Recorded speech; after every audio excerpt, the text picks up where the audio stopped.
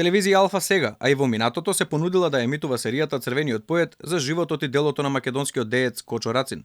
Ваквата реакција на менаџерот на телевизијата доаѓа откако во јавноста се појавија информации дека по потпишувањето на договорот за пријателство со Бугарија, ниту една македонска телевизија со национална концесија досега не прифатила да емитува серијата.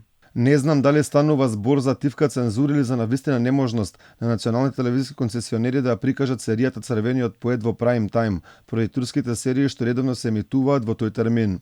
Менаџерот на телевизијата Јани Бојаджи вели дека Алфа веројатно е единствената телевизија која само иницијативно се понудила да ја емитува серијата. По последните неколку години јас неколку пати имам разговарано со продуцентот на серијата Црвениот поет, господинот Владимир Анастасов, и се буквално ќе цитирам, ние како Алфа телевизија се понудивме безусловно и без никакви ограничувања да ја емитуваме серијата на нашата програма во време и на начин на кој продуцентот сам ќе определи дека е најдобро за серијата. Дека немаа добиено понуда за емитување за дел од медиумите потврдува и директорката на ТВ Телма Снежана Лупевска.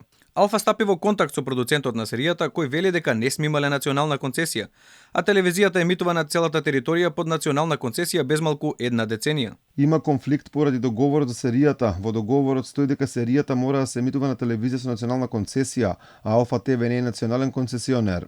Запрашан дали воопшто добил понуда за емитување од Алфа, вели дека тоа било пред 2-3 години и оти не се сеќавал дали разговарал со представници на Алфа. Во серијата има сцени како Рацин во униформа на тогашната кралска југословенска војска се бори со германците, како Рацин е заробен од бугарски војници, како и сцени во затворот како бил измачуван и испратен во логорот Корница во Бугарија. Мора да се има во предвид дека многу работи за потребите на драматизацијата се изменети, иако се инспирирани од вистински случувања и ликови. А дали има нешто спорно?